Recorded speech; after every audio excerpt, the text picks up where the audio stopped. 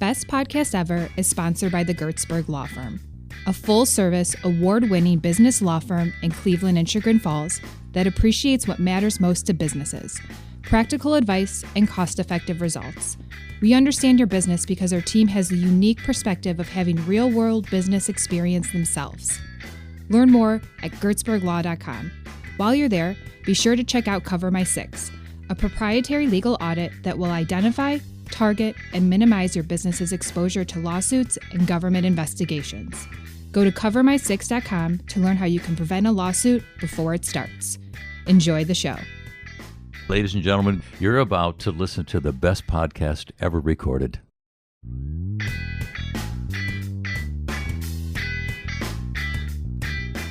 The students are so impressive in what they do, not only academically, but what they give back to the community, what their aspirations are for their future. And to me, that's what always just kind of centers you, no matter what's happening, is just going back to the students.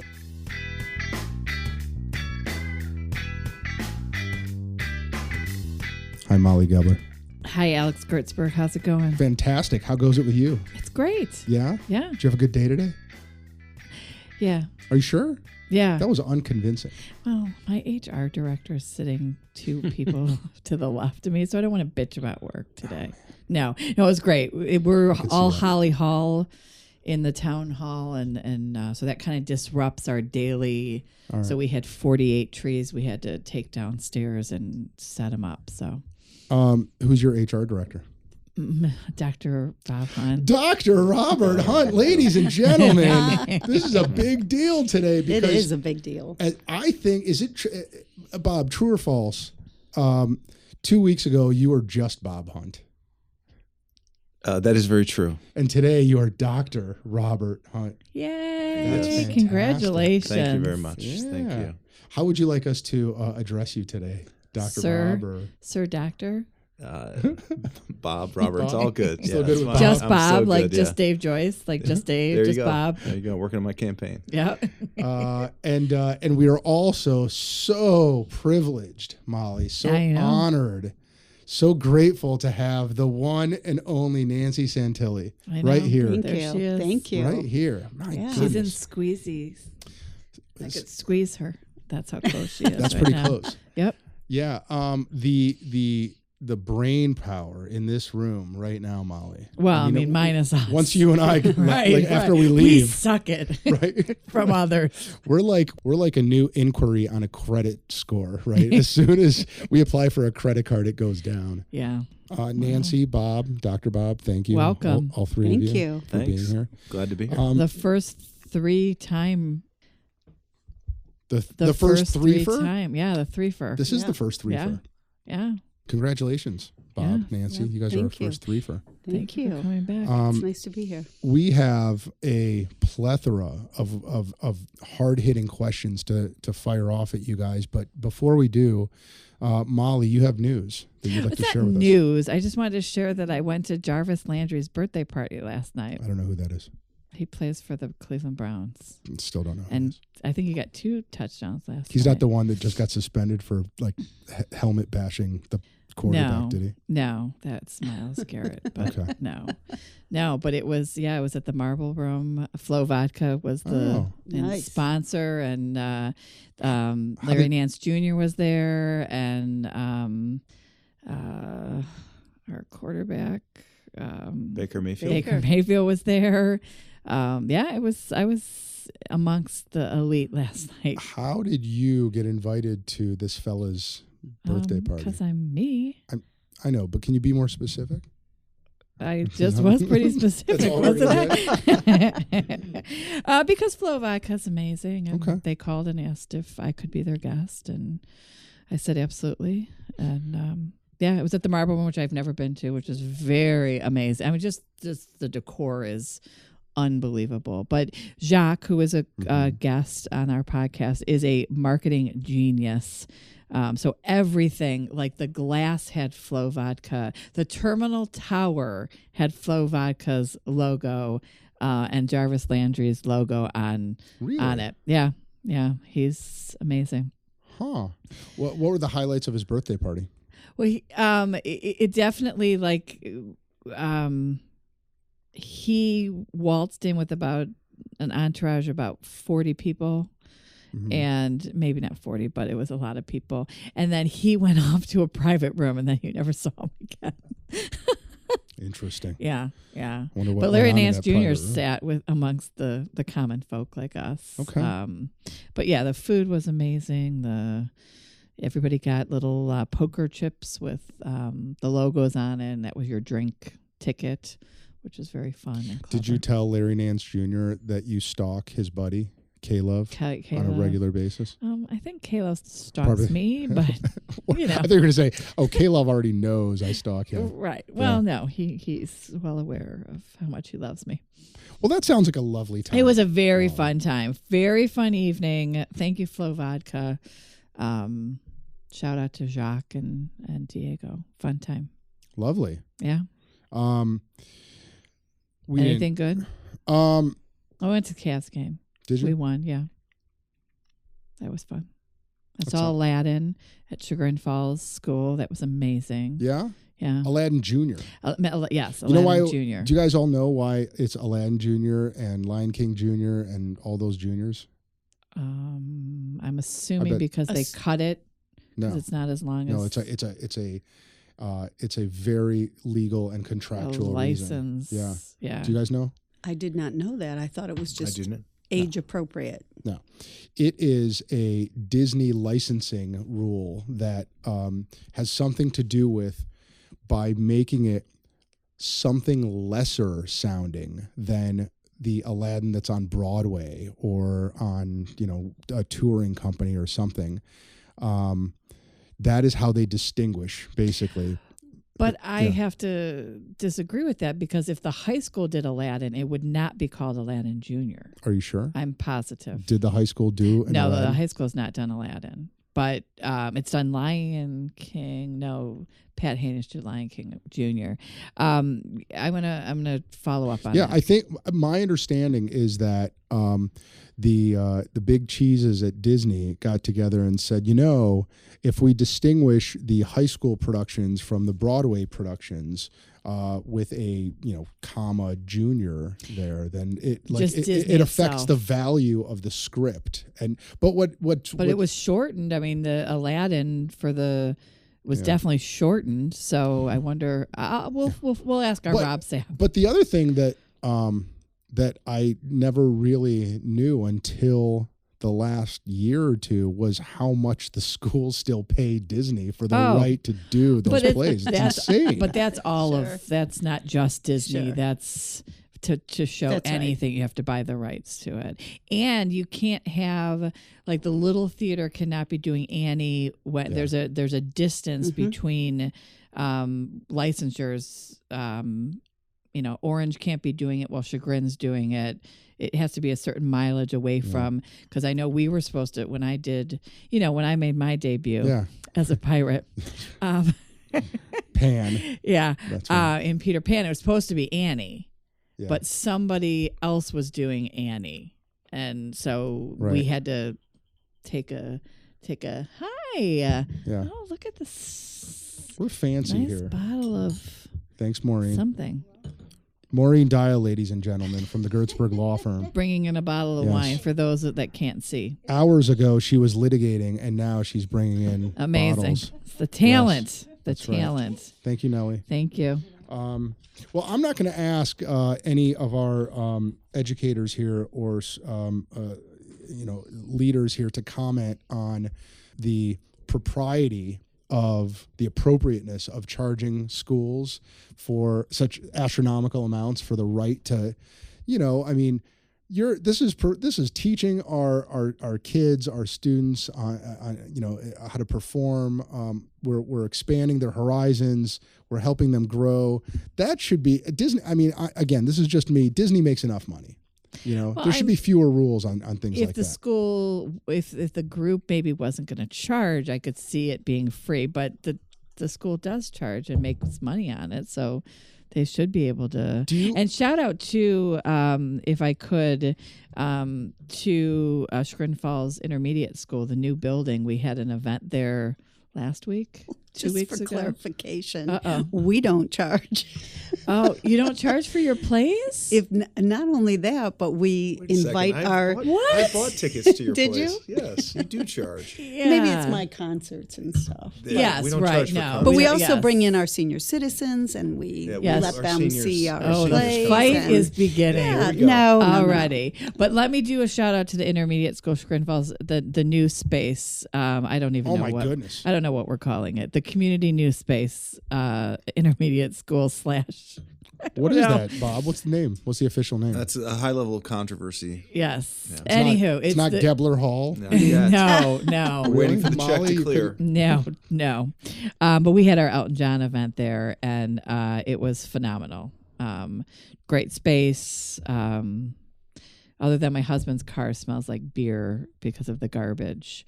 Are you sure it's because of the garbage? We have to take the garbage off campus. You know, you can't put it into, which totally makes sense.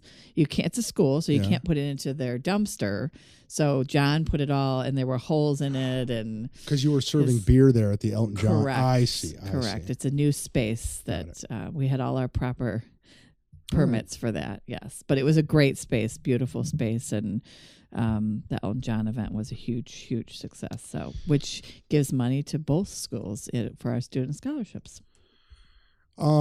I congratulate and commend the Chagrin Falls Exempted School District, Chagrin Falls Village Exempted School District. Is that the full proper name on the IRS returns, Bob? Exempted Village Schools. Thank you. On the great job they did with that building, man. You guys crushed it. Thank you. It's really nice. Yeah, well, I mean, the community's paying the bill, and to work in a place, and Nancy has this too, that supports education and those types of initiatives, so you can do those types of things. It's, sometimes we take it for granted, but it's not like this everywhere. Right. It is not, and not that far away from us. Yeah. My daughter's in Willoughby Eastlake, and they didn't pass and lost a lot of stuff. Yeah. A lot of stuff. So, we should be very grateful for what we have here. Bob, Nancy, anything fun and exciting this weekend? You guys do anything worth talking about on this podcast? We had the Bomber Bash. You sure did. I'll tell you, it was wonderful to have all the students there, and it's a fundraiser that goes. The funds go to A Kid Again, which helps kids with the terminal illness, and so the family was there.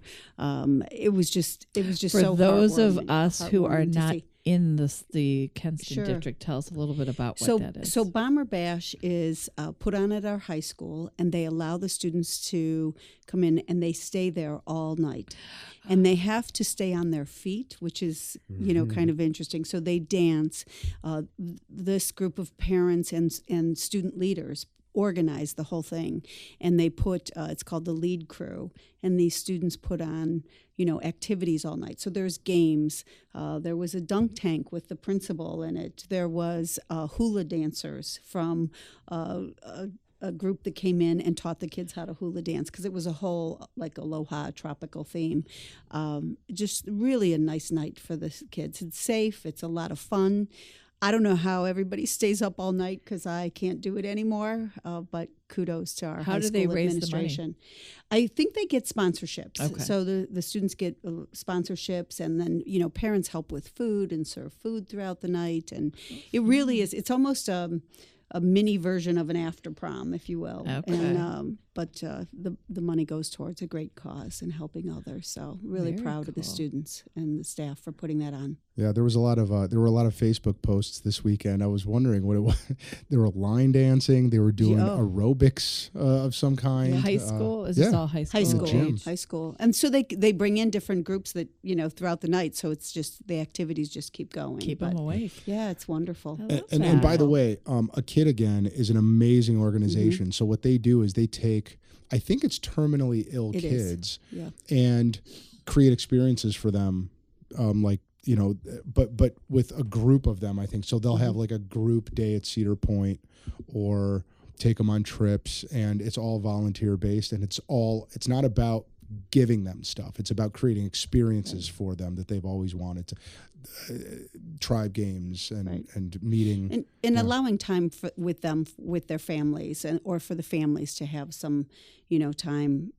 As unfortunately, Bob, knows that's such a trying time and very difficult for families, for everybody to go through.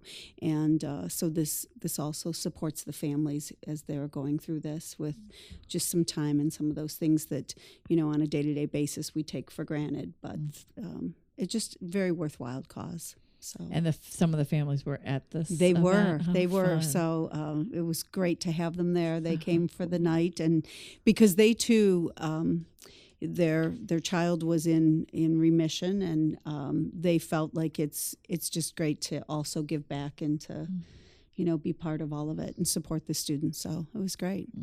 But I do also want to personally congratulate Dr. Bob over here, because I think, I know him as a personal friend and as a colleague, and I don't think people realize the schedule that he has as superintendent.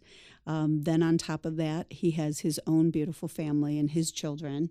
And then in addition, to take extra coursework into what we already do as part of our professions is remarkable. And Bob was kind of going through this under the radar, very silent, just steadily getting the work done. And as a colleague, I commend you for that and for your professionalism and for your growth. Well, thank you very much. I have a wife at home that supports quite a bit, and I kept it on the radar because I didn't know if it was ever going to get done, so I didn't want to. No, you did it. That's fine. So what does that, what wowould that lead you to, or what do you do with that? Don't say nothing, please. Please. So because you're at the top of your game. When I think, when I think about it, I started it maybe with the intention or hope that it would help get me to the superintendency. I kind of arrived there first. But, I have the opportunity to teach at college level. I'm certainly right if that's something I want to do, and it helps with that credibility. But really it became kind of that thing on my back. You started something, you got to finish it. And, I dedicate it to my family and my kids, and I talk about how they don't know it, but they motivated me to finish because I didn't want to have something hanging out there that was kind of undone. Ursuline, from Ursuline? Kent State. From Kent State, okay. Yeah. But you teach at Ursuline, I do. right? Okay. I do. Yeah, that's a really good point. Like, you would have a hard time, convincing your kid to finish that course or finish that book or whatever. Well, Dad, you've been doing this PhD thing for how many years now? And how many years did that take? It's 8 or 9 by the time it's said and done. It's funny. I was in you go through an interview to get into the program, and in the interview you have a 10-year window and you're out. And they said that to me, and I kind of mocked that, please, right? I'm just under the 10-year deadline. So they made the comment, along the way life happens, and just realize that. And I thought, no way. Well, as we know, life happens. Was it, you have to defend a dissertation, right? Sure. Yeah. And was it awkward at all to have to defend it to people who you had more experience than? So, these are all college professors that are on your committee. Now, mine all had practical school experience. Okay. They either taught, were guidance counselors, or administrators. And they, they'd been out for quite a while, but they'll acknowledge that, recognize that. Honestly, I had a great committee. You hear horror stories along the way, and it's not an easy process. It took years just in the dissertation, writing of that. But I think they were my biggest champions, which certainly helped get me to where it is. Yeah. And you are now a 2-doctor household. Yes. Yes, I am. My wife will say I was second for sure. Well, yeah, we all congratulate you, Bob. That's awesome. Thank you. I appreciate it. So, Molly, this is going to take a little bit of a different tone, because our questions today are not going to be our questions. Yes. Until the end, until we get to the lightning round. Right. And then we'll go back to asking our inane questions. But today's questions are brought to you by the internet. Yes. And also by some of Nancy's students. Because, not to throw you under the bus, Bob, but we did ask you guys to come up with questions to ask each other, and one of you actually did your homework. Did their homework? Yeah. I was writing a dissertation in my No, defense. listen. Sometimes life gets in the way, Bob. It does. So I get It does. No, it's cool because not only did Nancy and her students did their homework, but they did all of our homework, because I'm looking at a full page, single spaced questions broken down into category. And these are good. And so we're going to, Molly, I highlighted my favorites, right here. Feel free to, I think highlight's the wrong word. What do you call that? Alex? Checked off, marked off, whatever. It doesn't matter. And then, separately. So I figure we'll ask these, and feel free to ask any that are not also your I'd like to favorite. choose some of my favorites. Which is fine. Though. You're welcome. You. But then earlier today, our intrepid editor and Gertzberg Law Firm employee and my sister went to the internet and asked the internet for other questions, and she gave them like 3 hours. She gave the internet 3 hours. Then I took the same question and went to a different group. Oh, okay. So this is your and Nellie's question. She combined them all, yes. So, but I think we need to make sure we mention the person that asked the question. Sure. We told them that we'd give them a little shout out. Why don't we start with the questions that Nancy's students asked? What do you say? Does that sound good? You know what, Alex? It's your show. No, Molly, it's our show, but mostly mine. Listen, I'm just joking. It's clearly our show. And just mostly a little bit mine. Here, question number 1. We could make it yours if you'd like. Molly, stop it. I wouldn't have you not be on the show. Question number 1. Should we just forget that Bob and Nancy are here and just do passive aggressive questions towards each other? like every other like every other podcast that we do. Okay. Molly, would you like to go first? What parts of the job are most rewarding? Is that for either of us? Both. I think for both, yeah. Certainly being with the students. Okay. I just, I've said it before, I'm inspired by their work every single day and the commitment that they make. And I'll tell you, it's when and Bob can attest to this. We both get to present Rotary Seniors of the Month to our, Chagrin Valley Rotary Club, and the students are so impressive in what they do, not only academically, but what they give back to the community, what their aspirations are for their future. And to me, that's what always just kind of centers you, no matter what's happening, is just going back to the students. And then, going to the younger grade levels, and they'll put you into a reality check real quick because they notice everything, and they're just they just say what's on their mind at all times. But it's definitely the students. You visited with young Maya Gertzberg the other day. I did. She said that she said, "Daddy, everybody. Mrs. Santilli came by and said hi to me." And I said, and she did the same thing with Jacob Gertzberg and the same thing with Ethan Gertzberg, and that's why they both hate me. And one day you will too. I'm just joking. That is so nice of you to do that, by the way. It is so cool that you go around and say hi to everybody, and it is something that she remembered and will remember, and it's a memorable thing for the Truly, little kids. it's more selfish on my part because it is where you get centered again, and that's why we're there every day to do what's best for the kids, and it's great to connect with them. Yeah, Doctor. So, not to be repetitive, but obviously kids are why we went into this, and there's so many rewarding kind of interactions you're able to have. So to change it up maybe a little bit, it's, most of my career, Nancy's career, you were at a building level. So you kind of saw that age group. So to being able to kind of step out of that and now see what you do for kids or what is offered to kids, from that level is really interesting and rewarding. And just I always just say this at Rotary. Every time I introduce one of our students, it reminds me how insufficient I was as a high schooler, because these kids have so many opportunities, and the things that they're able to take advantage of because our communities provide them. It's just amazing to watch that develop and evolve. It's something special. I agree. Yeah.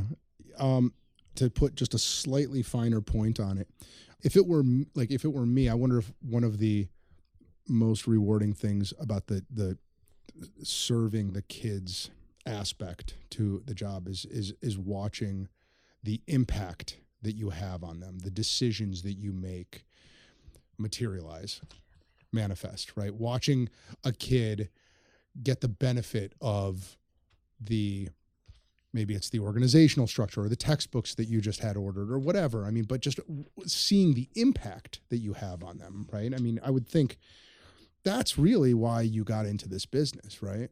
Yeah, I mean, I've had a very concrete example in watching the building kind of come to fruition and kids moving into it and staff moving into it. But I get as much now kind of watching our teachers or engaging in our teachers. I mean, they're the ones in front of these kids and making the changes on a daily basis. So that's another whole rewarding side. You know, when you're a teacher or you're an administrator, you're very kid-centric in terms of trying to move them forward.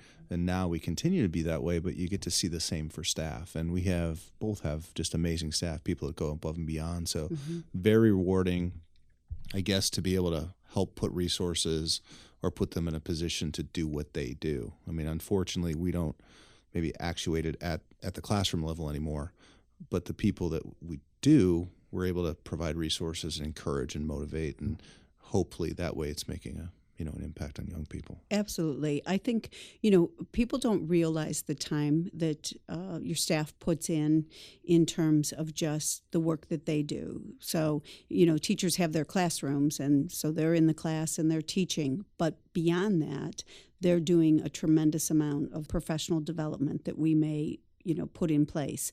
They're working behind the scenes, doing that collaboration, just really to make that impact on the students. And so a lot of times that's great to see. Just like in the corporate world, right? They'll have cabinet meetings, or they'll have, staff meetings and getting projects done. Well, we have the same thing behind the scenes with the teachers. And so it is great on that side too, to see, the whole organization move forward. What is, question number 2, what's the hardest part about being a superintendent? Facebook. My turn. Doctor? Yeah. Dr. Bob? Snow days? No. I think the hardest thing is there's a financial reality that you have, and financial lens you have to bring to the table. There's not an endless amount of money, and it's, especially in both of our districts, very unique in that the vast majority of that money is coming from your property taxpayers. So it's the balance of the things you want to do with the things you need to do and the things you can afford to do. And, in every district, you're making those decisions, annually on what you can and cannot offer. And that's really tough, especially for people that were raised in the field of education. I think, the evolution to becoming the business side of the superintendent is something that's difficult for a lot of people, but it's a really necessary lens to bring to the table, because there's pain in taxes, and you want to leverage every dollar to get it to the level of the children. Yeah, I would agree with that. I think, and I've said this, that, probably my most frustrating part of a job is the fact that we do have to go out and solicit, in levy time. To your point, people work really hard on those campaigns. They're not going out because, they have everything. They're going out because there is a need. And yet, as we started this, the community supports us so much just every single day that I think that's a difficult position to, I'm going to, blame it on the higher up, the state, the federal, to put us in those situations with the overall funding, because it takes away from what we need to get done every day with kids. It just. And to that point on the funding, to explain it, you would think we were misleading you. and the way the funding system, and it's been unconstitutional 4 times, the way the funding system and mechanism works really puts us, especially with the makeup of our districts, in a really poor position. Alex, I think we can mix it up. Sure. You want to go to the internet? I'm going to go to the All internet. Right, go to the internet. I'm going to go to the internet. This is from Corey M. I believe it's Corey Emen, E-M-E-N. She has a lot, and we'll hear that name throughout this because she sent out a lot of really. She was a pretty clever, inquisitive person today. Very clever questions. So, question number 1: what is the biggest misconception the public has about running a school district? Good question, Corey. I thought that's a great question. A public misconception about running a school district. It's easy. One is that we do have different groups. So, I have to, I tell my husband this all the time because he runs his own company. And so basically he's in charge. Well, we have a board that, we have to work with as well. But in addition to that, we have students that need to be a priority. We have parents then that come along with the students that sometimes that becomes that priority. And we have employees too. And so, everybody is coming with good or bad with something every day, So just in any organization, you have employee issues or you have, product issues or whatever. It's the same thing there. And I think people forget. They just think, oh, well, they're there and it's the students. But I have employees that are no different than any other organization.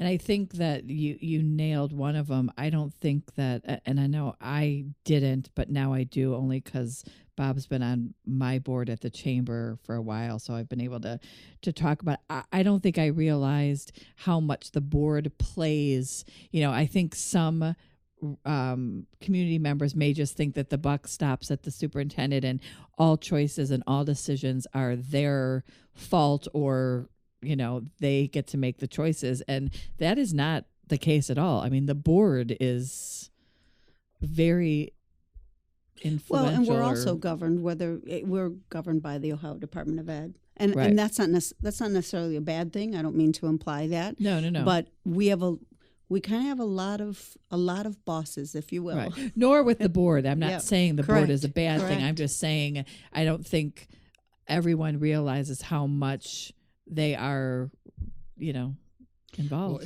Well, I go back to one of the questions I asked in our very first podcast, and that's one about constituencies. That's, I think, another way of saying what you just said. I don't know that people understand how many stakeholders are out there that want you to do what they have on their agenda. So everyone has an agenda. That's just what it's like to be a human. Right, and to be a member of a society, a community, organization, you have layers of stakeholders, right? And so I really wish that more people didn't have that misconception.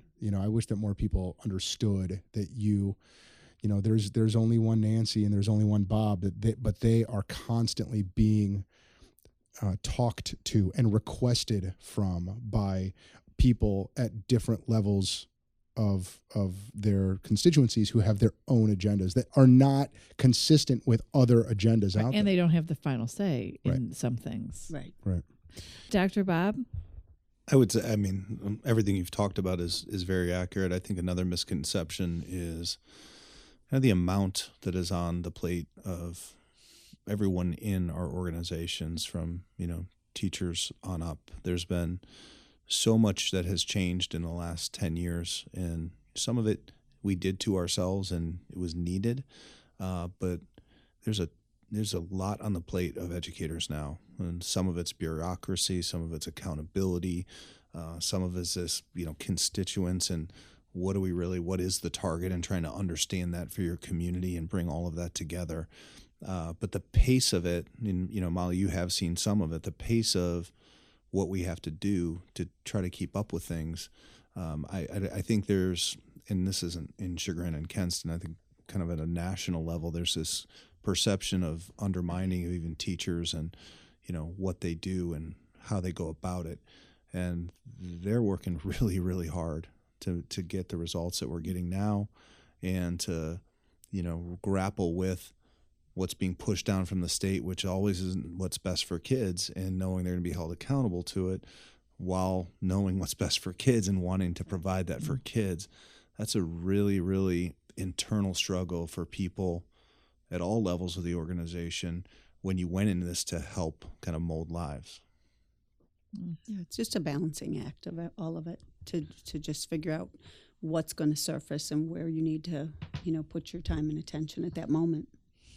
Let's go back to Nancy's list. You do what you want to do, and I'll do what I want to do. What are your goal? What are your primary goals for this school year? In terms of they're kind of all different in terms of the staff, the students, the community. But I think our primary goal is to make sure we're meeting the needs of our students. And for us, we have a very strong focus on student engagement, and that continues to be at the forefront. And are we making those connections with our students, and are they really a part of their learning? And is it something that, they're taking that interest in to want to learn? And so that continues to be at the core. I also have a strong focus this year on customer service and really, truly, how do we treat others? And so that's everything from, our students' interaction, but also, as employees, how do we engage with the community and how are we working together on that? In addition to the day-to-day, the job that has to get done. But those are our goals and continue to be them. Bob? So, we kicked off the year in opening a new building, and it was all around the theme of home and making the correlation that, we're not going to replace the home. That's not our goal. But a lot of the things that as parents you want to develop in kids and foster, and the culture you want to create within your home, we do a lot of the same things at school. So that's kind of at a high level. And then, every year we have academic goals that are a little more in the weeds. We're looking at revamping our English language arts programming completely in terms of how we approach that. Our tiers of intervention, what we call MTSS models, getting revamped completely. We're looking at homework as a real issue in terms of continuity and consistency in the district. And the last one is taking a step back and looking kind of in the future, and we're calling it Destination 2023, about what do we want our learner to look like and be, and having some real, I think, challenging conversations, good conversations, but challenging conversations with our constituents on that. Molly, should we go to the internets again? I'm going to go to the internet because I love this question. This is from Lauren Winans, who happens to be the mother of my illustrator, Lily how Winans. about that? Yeah. Why don't they offer home ec classes anymore? So ours has certainly changed over to life skills. And that includes things like financial literacy and, just some of the basics that we think that, today's learner needs. But I do miss that old vocational home ec. We can expand the shop. Sure, but we do, we still offer, like our nutrition classes and things like that. So we've kind of revised those, I guess, to meet the needs of today's learner. Okay. So sewing's out. No one needs to know how to sew anymore. Maybe a button. Put a button on. I would say, two things. People don't realize that you're members of these consolidations for your career technical programming. The programming used to be shop, home ec. You used it out local, and what happened was we realized very quickly it's expensive. If you come together as a conglomerate, we're in a 12-school consortium. The programming and what you can offer is at such a better level is there. So that's one reason. And home ec specific in our situation is a resource and priority. It's one of those that we struggled with, and we made the decision when we moved towards STEM, teaching a more problem-based science, technology, engineering, math, integrated curriculum. We brought that in, and that's where that resource went. But I think that's an important piece. So with a lot of our problem-based learning, and we are incorporating other skills that people need. So again, it's how are they working with others? where can they come up with things within a team approach. Some of those skill sets I think are just as important, and we've kind of replaced some of that. And I agree with Bob. We send our students to our vocational programs, those that have that interest. But one of the great things about that at this point is they are receiving their certification so that their job, like career ready. And so that's a little bit of a shift, where before they went to the vocational program and then they still went out and, had to work on their trade and things like that and take more classes. And now they're really coming out prepared to go into the world of work. We have a cluster of questions here that are revolving around a really, really important issue to all students and all teachers and all parents. Snow days. Let's talk about it. Let's talk about snow days, kids. Although I love this, what are the exact criteria you use to make decisions about? So I'll start with the exact criteria. This was a huge conversation just recently, because we were, of course, away at what they call Capitol Conference, where our board members attend with us and the administrators from around the area. Many of the superintendents are there. And so, you have to put somebody else in charge of your snow days while you're gone. And, everybody was saying, well, what's the criteria? What are the steps? And I'm like, you can follow a whole list of criteria, but at the very end, it just comes down to you have to make the decision. And that's just what has to happen. I mean, so you gather all this information, which is important, whether it's temperature, or what the weather looks like, calling the road departments, confirming with other superintendents their areas. I check to make sure, the drivers are able to get in. Are the lots cleared? Do the buses all start? So you gather as much data and information as you can, and then you have to make the decision. And you either have to make it after Bob or before Bob. No, but we are up early in the morning, and we certainly are talking with one another. So sometimes I don't know, like you're. I don't know. I just do whatever Nancy's doing. I was going to say, has there ever been a time where Kenston didn't have school but Chagrin did? Yes. Oh yeah. Okay. It's amazing how different. Mm-hmm. Even in our, district, if I have to go out and drive, I go to South Russell because that's where it's going to be worst. And she has Auburn, which is even further out. So people, it's hard to believe this, but literally, 5 miles can be a huge difference. Right. Do you actually go out and drive? I have. He does for me. Yeah, she calls me. How's it going? Can you head over to the 306 Hill? That's what I get from her. But we all actually the time. do. So a shout out to, I'm sure, our bus drivers and our transportation department. And our transportation department for the second year was she has been honored with Transportation Supervisor of the Year through the state. And so we're very proud of her. They work very hard. They're up early. We're on the phones talking. We're chatting. And they do a lot of driving around and assessing. And then, to all of our road crews, I'm sure here in Chagrin, as well as Auburn and Bainbridge, they're out and they're helping us to make sure no one wants to call off school. Maybe the students So we've want effectively it, not answered your question. But are you ever persuaded by tweets and Facebook posts, and does that ever come in a decision making? No. So we actually developed some kind of parameters, and they're on our website if you want to go see them. But, the reality is, and this is probably the biggest misconception, if I'm holding on till 6 o'clock a.m., Nancy's like, come on. These buses go between 6 and 6:10. And when we release a bus and we put students on them, they're ours now. So we're going through with this. Huge responsibility. And we can't take them back. We can't drop them back off. And unfortunately, the weather doesn't say here's everything that's going to happen at 6:10.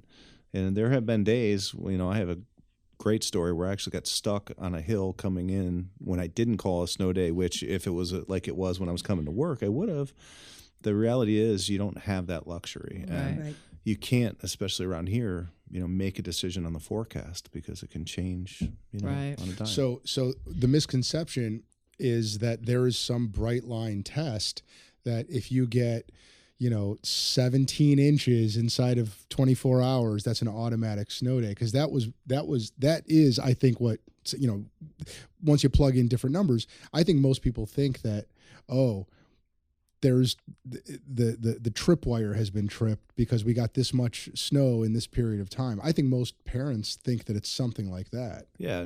When did that 17 come, right? If it came at 4 o'clock the afternoon before and it ended at midnight and the roads crews have been out all night, the roads are good, we're in. Mm-hmm. And then also Jacob, who is now an 8th grader, at one time, I can't remember what exactly the ritual was, but he was convinced that. Do you guys know anything about this? Yes, they have to put ice cubes in the toilet. Pajamas backwards. And their pajamas backwards. That's it. Yeah. God, that's so funny. And to Molly, to your point about do we take the students when they're on social media and sending us the tweets? I will say this, that I have had students follow up. And I've had students, email me or follow up and say, hey, do you understand the roads are bad or whatever? I want to remind students and parents, if you're really feeling unsafe, then you need to either make that decision, moms and dads, to keep your child at home, which you have the right to do that. But the other piece of that too is, I tell our young student drivers, we do want them to be safe. And if they're not comfortable, please get on the bus. Mm-hmm. And that's going to be a safe mode for them on that day. Mm-hmm. And I'd rather have students do that. So it does bother me when I get the email from a student that just said, oh, the roads were really bad, or I slid off the road or something like that, because some of that just comes with the experience of driving. And we live in Northeast Ohio, and the roads can get tricky, and it changes all the time. So snow days for me, when I was a principal, when I was a teacher, they were fun. When I was a student, they were fun. They're not as fun now. So fun. No. Although I don't know about you, but I know that Dr. Bob does funnies sometimes on, like, you play along with the students in the waiting game, or you tweet out I don't know what, I can't think of any right now, but you do have fun with the students when they're asking and bombarding you about whether or not you're going to call it, usually the night before. Yeah, I've been known to send a few out. It's so funny though, isn't it? How that is the most waited on, the most anticipated phone call. I personally, I can't tell you how many times my circadian rhythms in the middle of the night will wake me up, because I know the call comes in around 5:45 a.m. or 6 a.m. Usually by 5:30 we're making. Unless she's waiting on me. Yeah. I'm telling you, my inner clock wakes up just before it thinks that Nancy is about to drop that voicemail, and then I wake up and I see that there's no voicemail there, and now I'm up, and now I'm waiting for the voicemail to come in. It's it reminds me of when I was waiting for my bar exam results. It's it's I can't wait to. I like that pressure. The other thought there though is that there is a part of it that people have to trust you, that you are looking out for the students first, the teachers too, who also have to drive, and whenever I hear or see on social media, what are they thinking? I just want to jump through my computer. Well, they're thinking about your kids. And by the way, they're very much aware that when the kids have to stay home, you might have to also. They get that, right? Mm-hmm. They're not, it's they're not clueless. They get it. They're looking out for your students. And to Nancy's point, right? If you don't feel safe, then keep them at home or get them there, on your own, or figure out something. I mean, practice some ownership of the issue rather than just. Alex, I think the thing too is, and I know Bob and I've actually had this discussion where they're losing a day of education when we keep them at home too. And, we just started this conversation with how much we valued education for our children. And so, that's an important factor in there too. Mm-hmm. And we won't compromise that safety, but understand, we know that when they're home, now they've lost a day. And it does have a great impact on parents. And we know that because the parent isn't having a snow day at work. Right. They still have to report. And so now they're arranging for childcare. Well, it goes back to your constituent issue. I always say it doesn't matter what I do, I'm going to get 4 phone calls. Right. And, Right. Right. So one last point on the snow days. So the other, I don't know if it's a myth or misconception, or maybe it's true, I don't know, but is there something about when you call a certain number of snow days, you have to add days at the end of the year? Or is there, you know what I mean? There's a lot of thoughts surrounding some bright line rule about that. So there used to be a very clear rule on that. And then, and I don't know if you did this, I'm assuming you did, 3 or 4 years ago, the state of Ohio went away from days and they went to hours. And depending on how many hours of education you had on that given year, it created a lot more flexibility. So every district's a little bit different in that. I mean, we have I think between 9 and 11 days we could actually call before we had to start making up hours. So that's not in play as much as it used to be. I mean, I can remember talking to Dr. Lee when I first, started as superintendent, and, he's at 5, and do I want to add one in June? Or are we going to, come in, cut a day of spring break, so you're not adding. So that used to be a lot more pressure in the decision, where it's not so much anymore. Got it. Right. Same. I'm going to the internet. What do you got, Molly? Maybe this is something you guys will understand. I think I kind of know. So this is Carrie Hawk, and she said, "What are they doing for the middle of the road students?"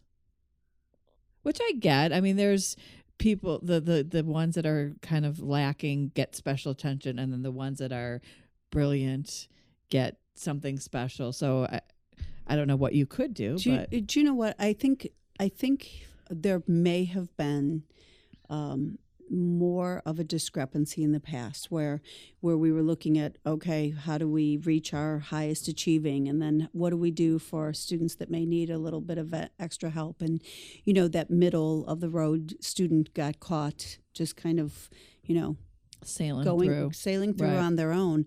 And I don't believe that that's the case for us. I mean, I really think that every student is important, and it's a matter of meeting them where they're at and what their needs are. And so for us, we're pushing all students, and we want that success to be individualized and what their needs are. So I think that gap's been closed an awful lot in education. I don't know. What do you think about that?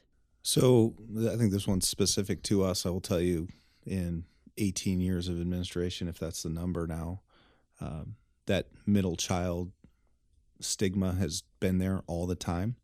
And I think it's almost natural, because you have a special education program and you have a gifted program, right? So you almost just set it up on terminology that, well, what about everybody else? And even more so in specific in our school district, when I was hired as superintendent 8 years ago, I was given a very clear edict. Gifted education is not where it needs to be. It needs to be improved. It was a directive. And we have a fabulous gifted program right now. But then I think when you start paying attention, you start putting resources, the attention goes there. And now, well, what about X group? I think how I would respond to that today is, we understand where kids are at better than we've ever understood it. I mean, we have more data on students, live data, not just reactive. I got the state test results and that kid's now in 4th grade, but what do they do in 3rd grade? I mean, we are benchmarking kids on a consistent basis. So we know when they're falling off, and we have intervention services for what we call Tier 2. That's not special education. That's not gifted. That's the kid in the middle who's maybe having some problems, and we push in services in. So I think we have more substance to responding to that question now than in my entire career. Mm-hmm.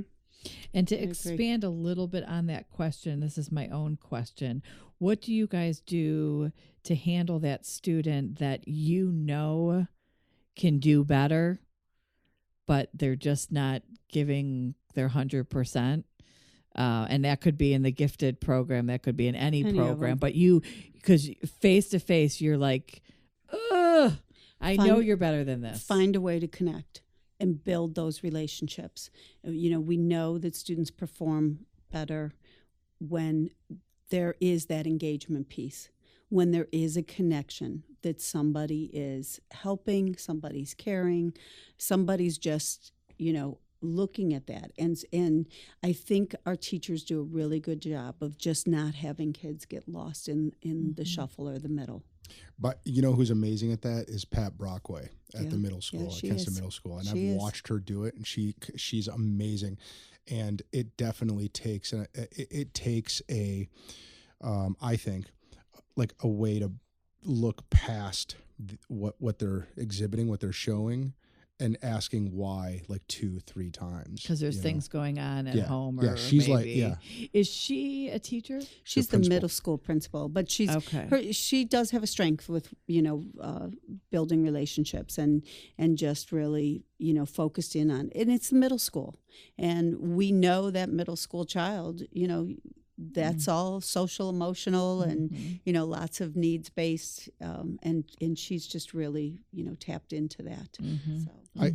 I have a related question that is not from any of these lists. So, and I think Molly, you were getting here. So, there are those students who are clearly gifted but not able to test well, right? And who are like, you look at. Like the Steve Jobses out there, and you look at, I know I've got a lot of clients like this who were at the bottom of their class, right? Just every test was a D, or they weren't even showing up, or for whatever reason, right? But they were brilliant. And the experience of constantly getting D's, bringing home bad grades, dealing with your parents about it, right, kind of beats them down. It kind of like it affects their self-esteem. It affects so many things. Do you see that? Do you have a way of dealing with it? Do your teachers deal with it a certain way that's exceptional? What's been your experience with kids like that? I think you'll see that the teachers, their teaching style has changed immensely, where it's not, so much of the paperwork and sit down and take the test, where they see the students in more of that project-based learning, where they're, in groups, they're up and around, they're working on individualized projects, that I think there's more opportunities for a teacher to do a better assessment. I think, that test becomes that data point is important, but they can see the students in other settings. And so I think they get a better picture and overall performance of the student.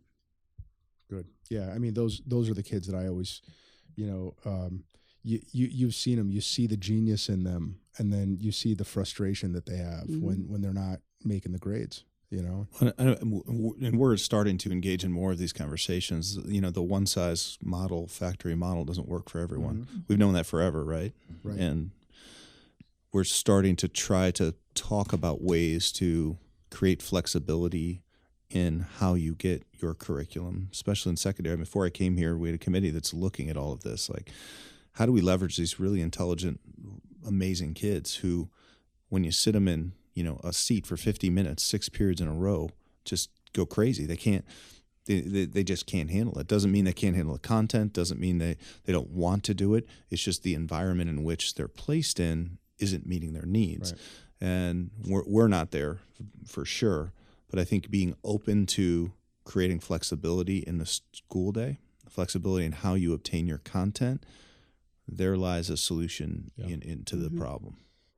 So we just kind of touched on the subject of change and changing ways to teach kids and how they learn. And I wonder how you two think your environments, your districts will look like 5 to 10 years from now.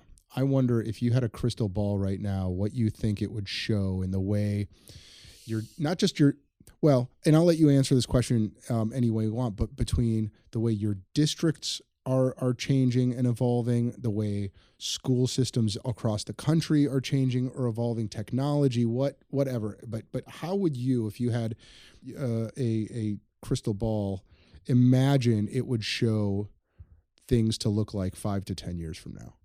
So I would tell you that, and not that it won't change and look different, I think from an elementary student perspective, that flexibility and time away from teacher isn't going to be as much as one might think. Everybody's going to be online one day. I think that direct, consistent relationship instruction, learning how to read, learning how to write, that takes a lot of guidance and a lot of talent. And those are like the foundational basics to everything else. So I don't see dramatic change kind of in those years. I think where you're going to see it are in middle school and high schools. Quick story, we had a student the other day who toured MIT, going around on the tour with the parents. Student says, I go to class once a week. Parent almost has a heart attack. Someone's paying $50,000, and the student essentially says, every one of my professor's lessons is recorded. So if I have a 9 o'clock class at 10:01, I turn on the class and I watch it in triple time. And then in 10:20, I watch it in double time. So now I've watched the class twice in the same amount of time. Most of the time, I'm there. I've got my notes. I'm ready to go. I start my work. If I have a question, they have office hours. So learning is starting to look very, very different. Now, does that mean I'm an online guy, like it's all going to go out there? I don't believe that at all. I think that relationship and connection and all of these extra things we do, we build kids and drama and athletics and all that's part of it. But I think there's going to be a lot more flexibility in the school day and different ways of reaching kids, which is really, really exciting. It's an ownership for kids too. It's really listening to giving them their student voice. So what is going to excite them? How do you create that innovation for them? Just that, excitement. And I think that's what's different is we've changed the way we're teaching, where the focus is really on the learner and, what they want to learn. And I do. I think I agree with you. It's an exciting time, and I do agree with Bob with the fundamentals. I mean, they're there. The reading is so important. The whole literacy and just teaching kids that skill set is there, and then where they can take off from that. Can I ask a follow-up question, Molly? Oh, yes, I guess. Biggest threats over the next 5 to 10 years that need to be addressed? It's totally a different question. No, it's related. It's still totally different. Molly, how dare you? Biggest threats that need to be addressed now that you see on the horizon over the next 5 to 10 years? Yeah. Back to finance again. Yeah. Well, I think a lot of superintendents in the state of Ohio would be this push for choice, this competitive choice, and opening up where private sector folks are coming in and charter schools. I don't see that it's an issue or a challenge for us. So to speak locally, finances, I just think there's going to be a tipping point where you can't ask people to pay, and how that all plays out is going to be, really difficult. It's going to be a real difficult challenge, and our communities support us and they support what we do, but eventually there's just going to be this tipping point. See what you see with districts that are failing levies, they've gotten there, right? So they've started to make cuts and they've started to get rid of programming, and it really deteriorates the morale and the culture and what you can offer kids. But I pay taxes in our community as well, and I understand it. With the intermediate school, the jump was big, and we're really working hard to try to figure out a way to prepare ourselves financially in the future. And that's not always easy to do when you're looking at what's best for kids. And I think this, when we talk about that, and we do talk about our communities, and they're very generous, and we do have that great community support, but it's not to excess right now. And so I think that's an important piece, and that doesn't mean that it's bad. It's just that, we already are making sure that we're watching that bottom line. I know for myself, we have made, staff changes through attrition, where we're very cognizant of the spending. We're very cognizant of, where we're at financially. But to Bob's point, in order to keep competitive, in order to, meet the needs, unfortunately, there is a cost to that. We have a high school, and you'll find this out with your new school.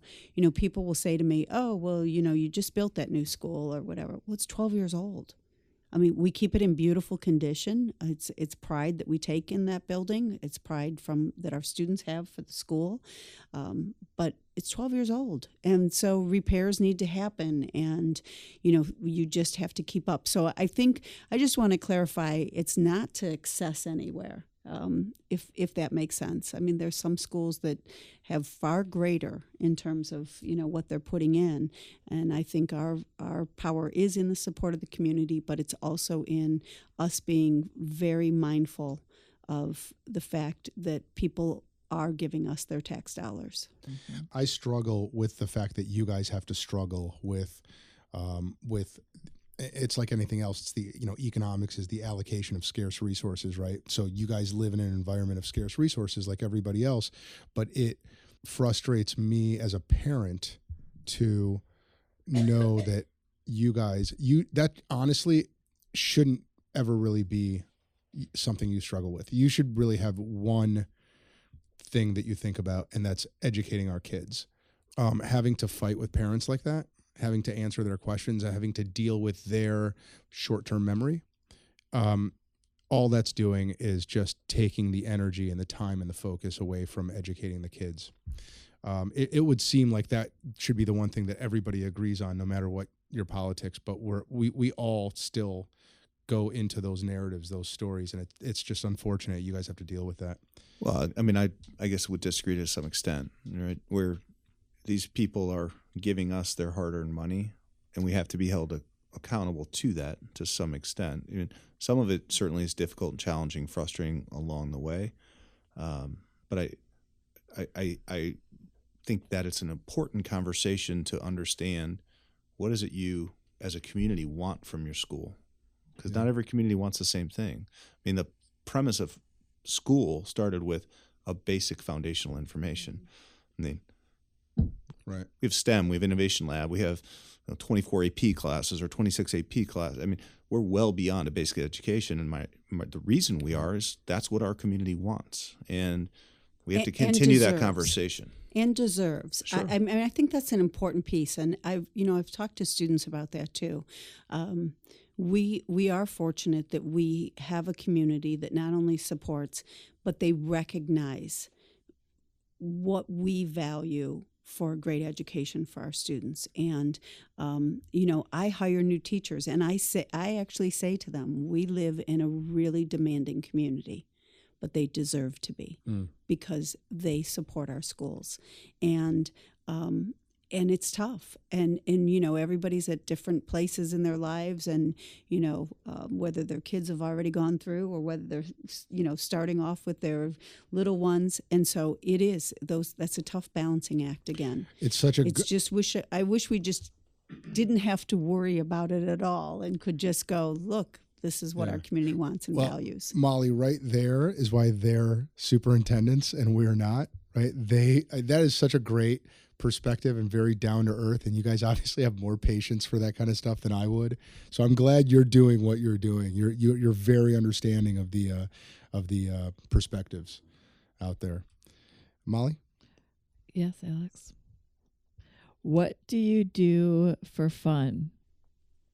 Oh, you want to know what I do for fun? It's funny. They both like it. Fun. What you the know hell what? Are you talking you about? know what it is? It truly is. There's not a whole lot of time left at the end of the day. And I think for me, it's about what do you do for a balance? And so for me, fun is being able to go and catch dinner with my husband and, just spend time with my family. Or, I have two beautiful granddaughters. And so the other day, of course, we, as grandparents took them to see Frozen too, that kind of thing. So for me, that's the fun. It's not like you're doing something extra, at least for me. Yeah, I mean, there was a day where golf was a passion of mine. I don't play golf anymore. And you guys are aware of some of the situations I've had with my children. I really enjoy being with my kids, and I have a ton of fun with them. Maybe it's what point in my life I'm reflective enough or whatever it is. Whatever time there is has to go there, quite honestly, because my wife is putting out all the fires on all the fronts, for that limited window I can be there. when you mentioned you went to go see Frozen Yes. too with the grandbabies, I would assume, I know that I am not as popular as the two of you, but just to go to a local store tends to be exhausting sometimes because you Sure. need to be on, and you get the 5 minute just to run in and get some eggs or bread turn into 45 minutes. Sure. How do you guys handle being out in the public in your private life? Just, you know. So I'll answer this one because last Friday was a little bit unique. I actually had the opportunity. My son was actually playing piano for I believe it's Jackson Gray Jeweler. Yes. And so I apologize if that's not right. That is Yeah. correct. So my Chad. son was playing. It was the first time I was actually, got to go in to see the jewelry store, and it was their holiday. Well, as I'm there, certainly there's lots of people from the community, and so various conversations and great conversations. So nothing that's bad, but people are all talking to me, and next thing I know, my husband goes and he's like sitting in the corner, and he's like, "Let me know when you're done." And so he finally said, "Can we just go someplace and get something to eat?" So I end up going to the restaurant. We went to ML, and I ran into Alex Yes. there. So among a couple other people that were at the restaurant, and so I just couldn't ever escape that. Yes. And I just think that's a tribute to, for me, it's a tribute to my husband because he understands that, and he understands that people will want to have a conversation about whatever. But I think overall it's not terrible. And I don't live in, Bainbridge. So for me, it's a little bit of an advantage as I'm kind of running errands on the weekend. I may not run into as many people, but yeah. So, it can be Dr. tough. Bob, you live in the district, so I would assume maybe it's a little harder for you. Yeah, and I would tell you for a large part of my career, I was really protective of. I try to go somewhere else, and I think we've kind of let those walls down a little bit. And knock on wood, I found that people are respectful. They interact with you. They say hello to you. They often give you compliments what's going on. And I found that it's actually been more helpful in what we do. But there's no real escape from this job. And I'll use Saturdays. We went to the Ohio State game, and we went out to dinner afterwards. And we're in downtown Columbus, and we're seated down, and then all of a sudden next to us, a group of students and a group of parents, and that's the reality. But we do have some time now. We kind of carve out. We go away, and we've done a little bit more of that to try to protect some time for the family. I think. I've got more here, but I think that we need to proceed to the lightning round soon, Molly. So, but I want to make sure that we ask the good internet questions before we do. So why don't you keep going? If you had an extra $1 million show up in your budget next year, what would you spend it on? I would definitely put it back into the classroom instruction, and certainly into innovation and our innovation labs, and different equipment that we need, and that. And unfortunately, in today, the $1 million doesn't go too far. I wish it were enough to build a new school building, because that's certainly what I would invest a large sum of money in. Not that $1 million's not, but I would put it towards innovation. Which school building? KIS? Innovation. It would be across the board. KIS, middle school and high school are all.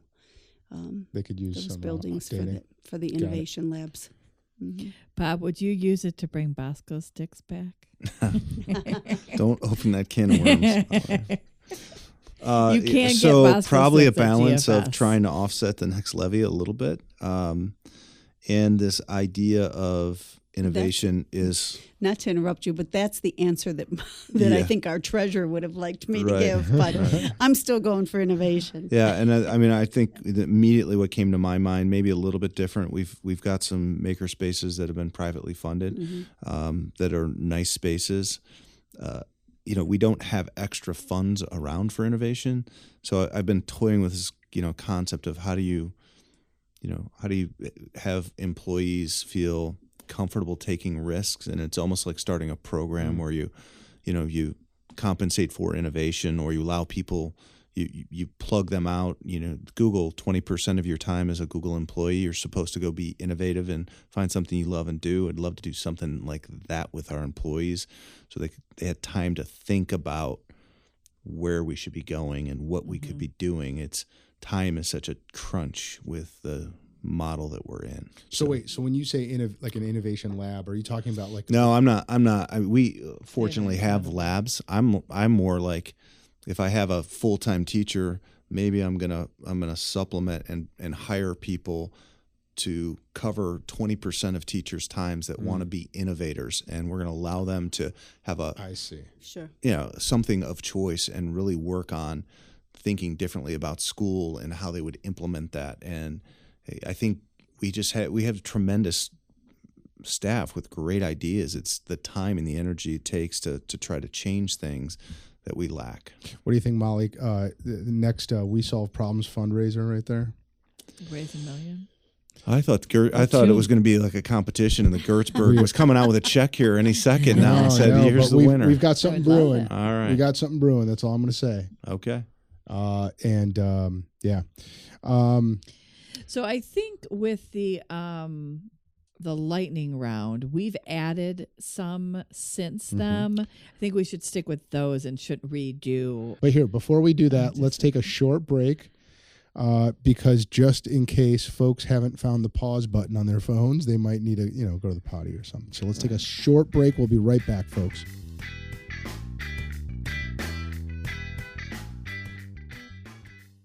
Hey, folks. Alex Gertzberg here. I'm CEO of the Gertzberg Law Firm and Cover My Six, and I wanted to share with you something we figured out long ago. The biggest value lawyers can give their clients is not getting them out of trouble. It's helping them avoid emergencies before they blow up. That's what Cover My Six is all about. To help you see why we're so confident in this audit, we're offering a no-cost, no-obligation business vulnerability assessment. My business lawyers will meet with you in person and go over your customer contracts, your employee handbooks, and other key legal documents, and identify any legal minefields they see. We'll also give you guidance on how to stop those minefields from destroying your business. We know lawsuits cost businesses far more than money, but we also know that most of them are entirely preventable, and we know how to stop them before they start. Go to covermysix.com to see if you qualify and sign up today. Thanks, and enjoy the rest of the show.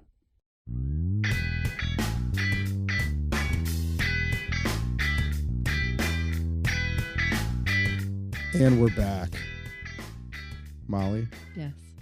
Bob, Nancy, you guys ready for the lightning round? I'm not sure. I'm not sure either. This is tough. This is a tough part of the episode.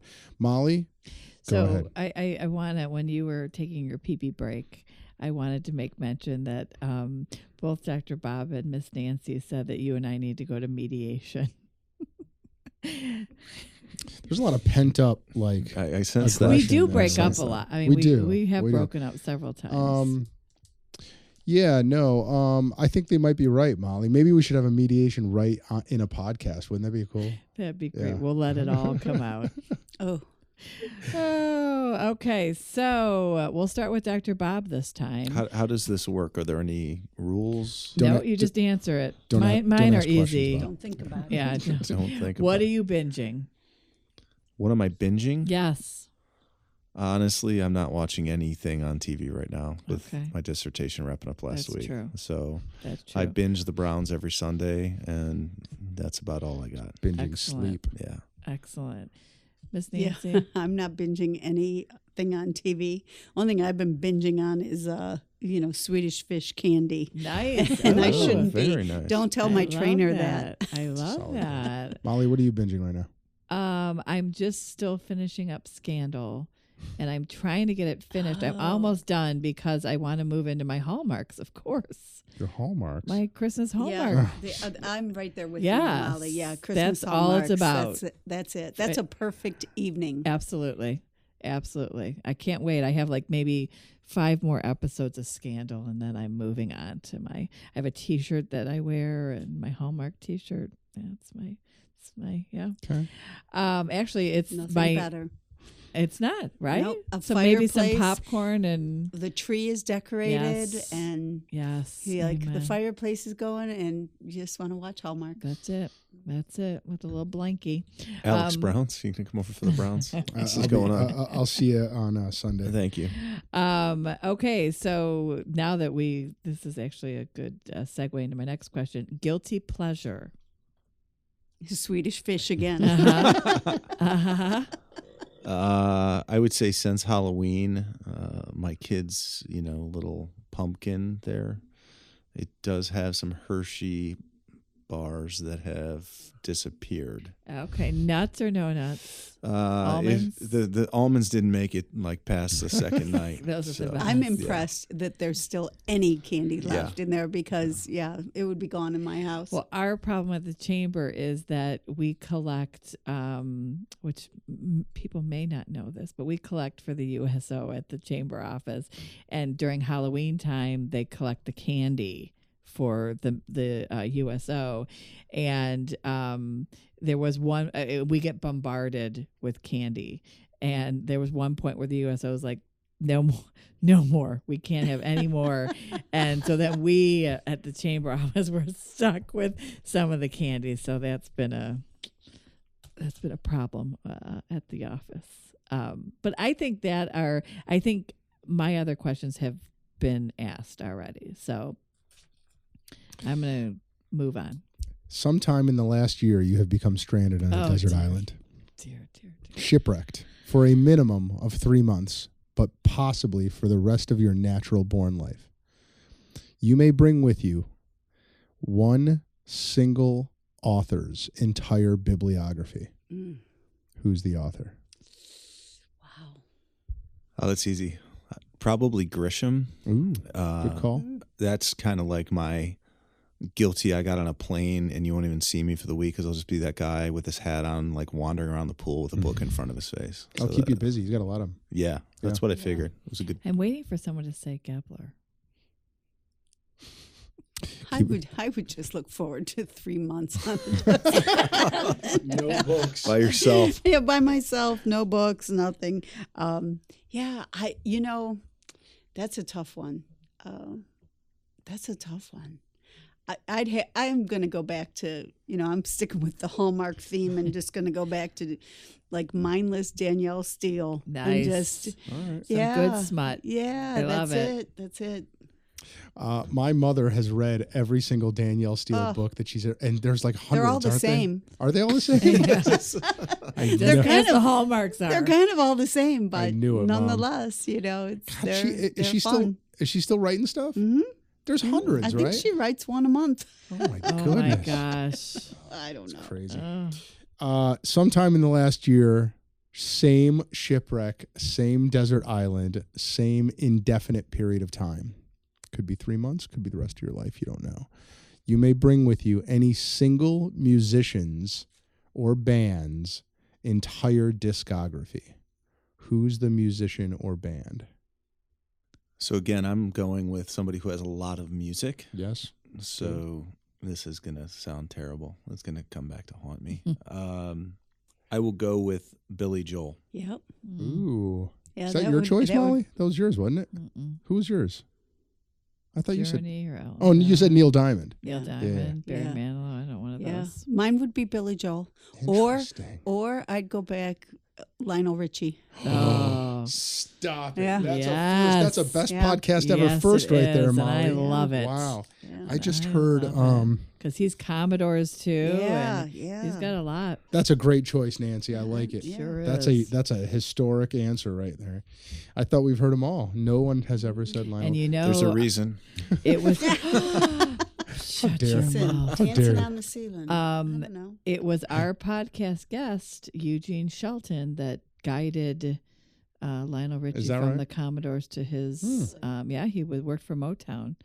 I'm not quite sure what episode it is, but re-listen to Eugene Shelton, and he will also he's a Kent State professor, and he will also be doing a dinner and dish with the chamber for 2020, talking about Motown.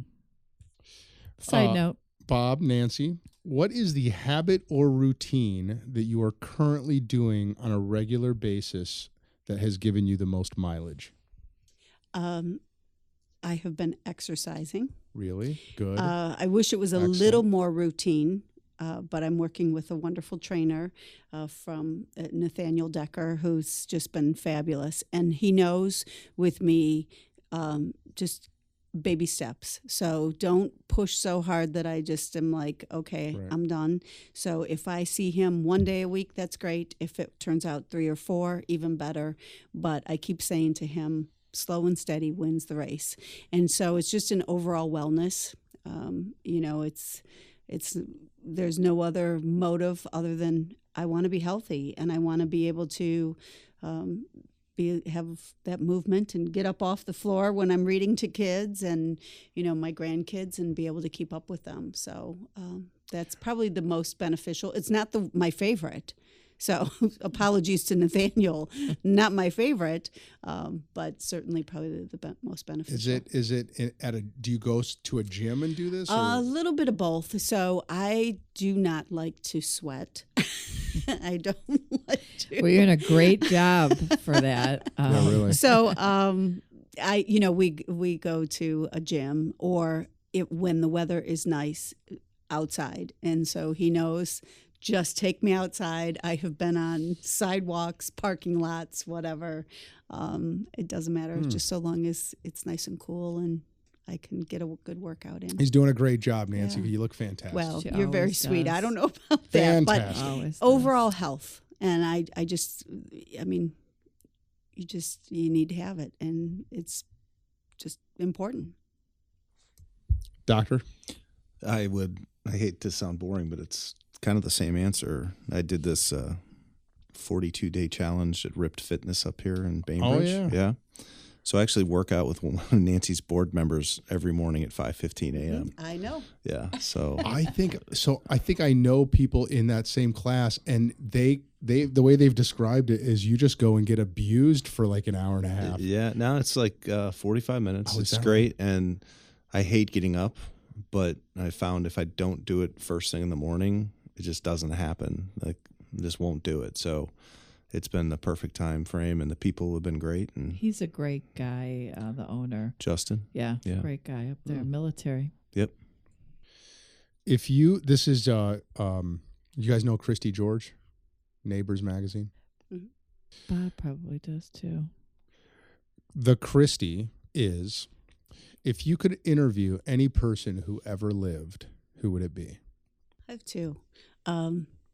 We'll allow it. And I guess I don't know about people's religious beliefs, but I'd probably want to interview Jesus. That was mine. Or my other one, because of the love of art, I'd love to interview one of the French impressionists, like Monet or something, and just that whole time period, and to just see, kind of walk through what they were thinking, what they were really seeing. So I don't know, but I like it. There's surprising number of Monets at the Cleveland Museum of Art. Mm-hmm. We were just there on Saturday. It's beautiful. It's amazing. They're giant, cover the whole wall. Mm-hmm. Doctor? I would go with Roosevelt. Which one? Ooh. Teddy. All right, for sure. Excellent. Why? What do you want to know? I've read enough, and I have like 6 of his quotes in my office, and I just think what he dealt with in the time frame and the leadership capacity and thoughts he had would be really interesting. That's what I'll go with. Yeah, there's a big quote of him right in the hallway there. Did you ever read River of Doubt? Oh my goodness, can I take a second? This book is you like John Grisham, read River of Doubt. It's the true story of Teddy Roosevelt. After he lost his last election, he was so despondent that he needed some adventure. He was a guy that just was a thrill seeker his whole life. And so back then, the Amazon, this was the late 1800s, was unexplored. Nobody knew, it was just this big black hole. And so he decided he and his son Kermit were going to go on this exploration of the Amazon River And it is this death-defying adventure. You cannot put this book down. All true. There's murder. There is, malaria. There's just crazy things that happen on this trip, and he almost dies in it. Like they're running from cannibals. It is a crazy story. All true. Candace Millard wrote the book, River of Doubt. I highly recommend it. Can we talk about another book, Alex? Sure. So a while back, you gave me a book. Do you recall? I do. Extreme Ownership. Extreme Ownership. Yeah. I don't know. Have you read that book, Bob? I don't get gifts from Alex, unfortunately. Okay. Well, when you're done with it, can you? I sort of. I don't want to. Copy, maybe. You know what? I don't want to give it up. No, so I have to tell you, yeah. What a great book. What a great read. And I recommended it to a couple of my administrators, and I know our high school principal has read it as well. But the concept of just that extreme ownership, and it's a story with the Navy SEALs and in all of the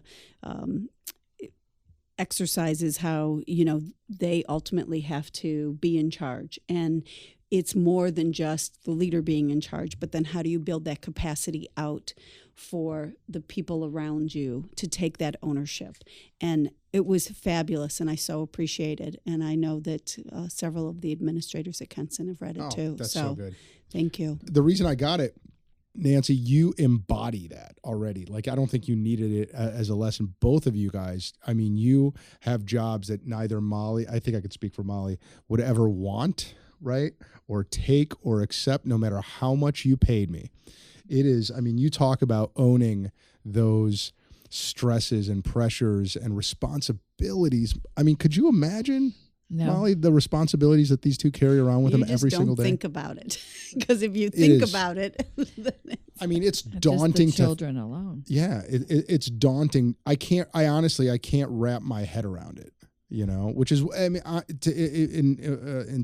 for selfish reasons, one of the reasons I like inviting you guys back here is because I feel like by osmosis I draw energy, and you know what I mean. Like, I get power from that sense of ownership and responsibility that you guys carry around, like it's so confidently. Well, thank you, Alex. But I think the idea, and so this is that book is a perfect example, because we don't do that alone. We don't. That's a whole team that's working side by side with us every day. And as we've alluded to, throughout this program today, the community, certainly our teachers and my administrative team, couldn't do it without them. Anybody that thinks they can go in and do all those jobs, they can't. And so you have to rely on that team. And so that's why I really that book was so powerful. Well deserved, for sure. This is a new entrant into the lightning round arena. How would you, or will you, define a life well lived? Don't you wish you had the binging question again? Yeah. Swedish fish. No. Yeah. Nancy and Bob literally just passed out, Molly. I saw it. Just lost consciousness. Oh, my Lord. I think I'll go with, I'll have a life well lived if my children are productive citizens that make a difference in their own right. And that's probably the bottom line. And a life well lived if I can kind of walk away professionally at the end and know or identify I did some things to help people and kids. And I've had some of those as a teacher and some of them as an administrator and some as a superintendent, but those will be the things that I'll remember and challenge. All the scars will eventually go away. Yeah, I just think it's what impact did you make? And for me, life well lived would be leaving some traditions with my family where, my own children and then my grandchildren can say, oh, well, you know what, our Lala taught us this, and that they have some of the memories, especially around, the holidays with family traditions and things like that, if you can make that impact every day. And I think professionally, it's the same thing. It's the student that writes you a note, something that they remember. It just makes it all worth it. So it's what impact are you going to make? The final lightning round question. What is an embarrassing thing about yourself that very few people know?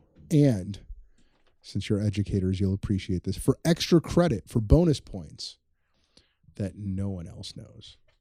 In the last year. In the last year. I can't remember. Did we have this question? We then? did. We did. Yeah. Right? Okay, I good. couldn't find anything embarrassing. For sure, yeah. I think she had to. Yeah. All right. Within the last year. I have an event. Speaking of ripped fitness, they have these bars at the end of their treadmills. And early in my weight loss journey, which I didn't get very far on, I stepped off the bar and basically catapulted myself in the middle of the room, falling in front of these 30 people that I didn't know. Nice. Yeah, so that comes to mind. I've been trying to recover from that. But they all know it's not secret. That's okay. Oh, that's still That counts. embarrassing. We're going to want video of that. Nancy? Oh, these are tough. These are tough. I don't know. Bob could probably tell you more of my embarrassing things. I don't know. Should we open it up to Kenston students? If you Molly? ask my Put this Kenston, Facebook Live and see if anybody comes in. my Kenston administrative team could probably rattle off like hundreds of them all the time. But that's funny. yeah, but we have a good time with it. So, I don't know. I'll just put this out there and they'll know. I just said pizza and they'll know what that is. So. Oh. Wait a second. You don't get And to you just sent her the book. Yeah. Hold on a second. What is that? What is pizza? No, so one of our board members the other day was explaining, to one of the employees that they needed to come up with, for safety for students, she was spot on 100% for students when they go on a trip, that you need to kind of have a safe word. And she threw out the example of like pizza. So most recently, all of my administrative team, anytime something's not going. So like Mr. Gabram, who was in the dunk tank the other day, he's like, no, pizza. I'm like, so that's their kind of new safe word. So it's not as bad as what you think, word. But and the board member certainly had the right idea in mind in terms of just how to keep students safe. So we will accept that, Nancy. That is an acceptable answer.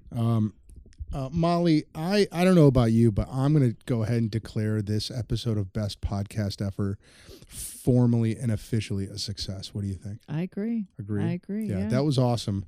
Dr. Bob, Miss Nancy, that was fantastic. Thank you guys, as always, for giving us so much of your time.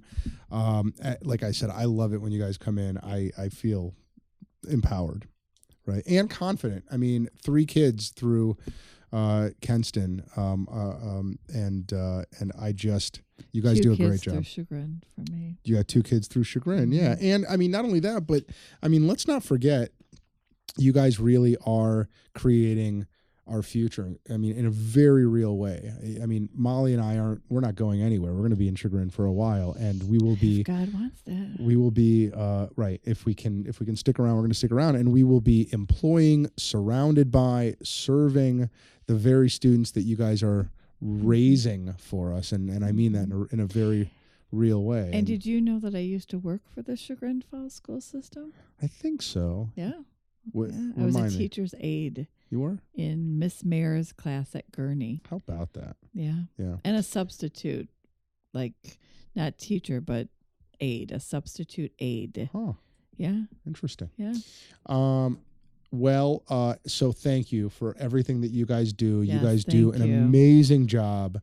It is probably more thankless than it should be. So thank you.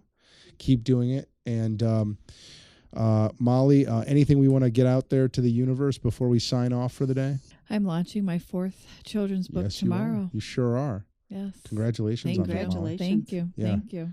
So the book launch will have happened by the time the folks so hear you'll be this, able to get it on my website at pieceofmollysmind.com or at Fireside Bookstore. You will be... Or at the popcorn shop. Yeah. Because the this fourth book is about a popcorn kernel. Yeah. Sherman.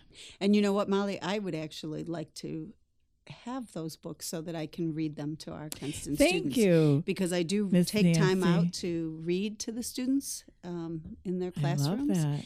And I'm always looking I for would good love to children's donate books. a copy to the Kenston children. Our students would like it. I think they would. Mm-hmm. Not to mention the illustration is done by a junior of Chagrin Falls. Nice. And to allow that to be known to your students, she's that's a pretty amazing. But when I do the story about the rock, I'll have one of the Kenston students illustrate for me. We could do that. That'd be awesome. Bob, Nancy, anything you guys want to get out to the universe? Anything coming up? Anything you're working on? No, just we have a fabulous show coming up we're doing the Elf is our musical, and we also have our holiday concert that's always fabulous, our winter concert. So just some great things coming, and we certainly just wish all our families a wonderful Thanksgiving, and hopefully they'll get to spend time together with family and friends. Doctor? So we're going to roll out a new strategic plan in the spring, so I'd love to use this as an opportunity to say it's coming, and please take the time to take a look at it. And then, echo Nancy's, we go to fall plays or spring musicals or even the concerts, orchestra concerts, band concerts. Mm-hmm. Like, if you're paying to go downtown, save yourself some money and just come. It's an amazing what these kids do with our teachers, and it's extremely enjoyable. So we'd welcome you in to those as well. Get you in the holiday spirit. Absolutely, yeah.